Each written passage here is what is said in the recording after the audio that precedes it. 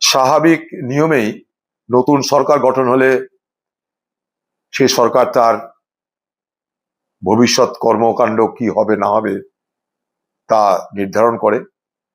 সেই মোতাবেক আজকে যে পশ্চিমবঙ্গের সরকার তারা বলতে চাইছে বর্ডার এলাকায় বিএসএফ এর জন্য যাতে জমি সমস্যা না হয় সেটা তারা দেখবে বা তার ব্যবস্থা করবে।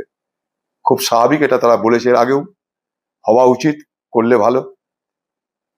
আমরা চাইবো উভয় দেশের মধ্যে চলাফেরা করতে যাতে মানুষের অসুবিধা নয়, সেই সঙ্গে আমাদের সীমান্ত যেন সুরক্ষিত থাকে। সীমান্ত সুরক্ষা আমাদের সকলের কাছেই গুরুত্বপূর্ণ।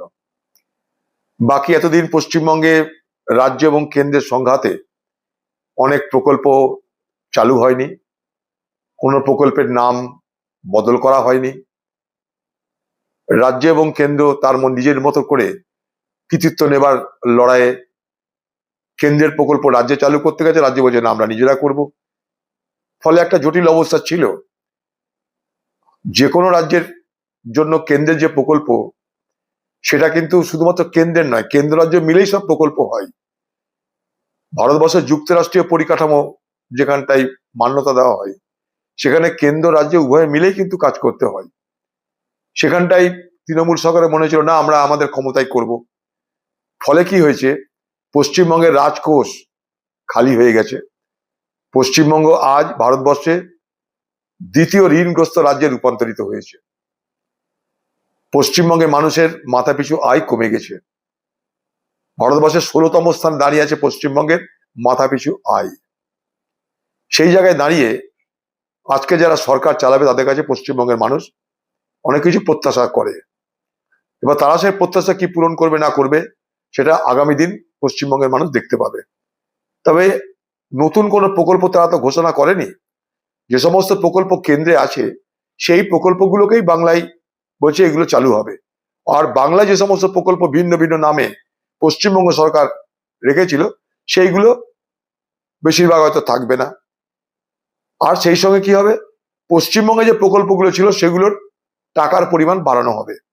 যেমন লক্ষ্মীর ভান্ডারে 1,500 টাকা 1,700 টাকা ছিল, সেটাকে ডবল করা হবে 3,000। সেটা নিয়ে কিন্তু আজকে কোনো সিদ্ধান্ত হলো কিনা আমার জানা নাই। বিজেপি সরকার বিজেপি পার্টি তারা বলেছিল ক্ষমতায় আসার আগে 3,000 করে বেকার ভাতা দেবে, সেটা নিয়ে কোনো সিদ্ধান্ত হলো কিনা জানা নাই। 3,000 টাকা করে মহিলাদের দেওয়া হবে, সেটা নিয়ে কোনো সিদ্ধান্ত হলো কিনা আমাদের জানা নাই। আগামী দিনে তাই আমরা দেখব যে এই যে নির্বাচিত সরকার তারা যে ইশতেহারে যে সমস্ত প্রতিশ্রুতি দিয়েছিল সেই প্রতিশ্রুতি অনুযায়ী সেখানে বাস্তবায়িত হচ্ছে কি হচ্ছে না সেটা আগামী দিনে বাংলার মানুষ নিশ্চয়ই দেখবে। আমি এর আগেই মুর্শিদাবাদের জন্য ভারতবর্ষের প্রধানমন্ত্রীর কাছে এবং বাংলার মুখ্যমন্ত্রীর কাছে একটা এয়ারপোর্ট, গঙ্গা ভাঙন প্রকল্পে আরো টাকা বন্টন, আরো টাকা দেওয়া হোক।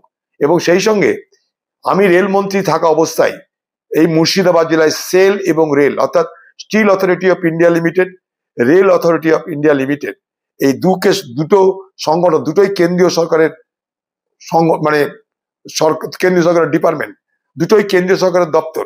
রেল এবং সেল অর্থাৎ একটা ইস্পাত আর একটা রেল, দুটো দপ্তরকে সঙ্গে নিয়ে মুর্শিদাবাদ জেলায় আমি একটা রেল কোচ ফ্যাক্টরি করবার ব্যবস্থা করেছিলাম। রেল কোচ ফ্যাক্টরি করবার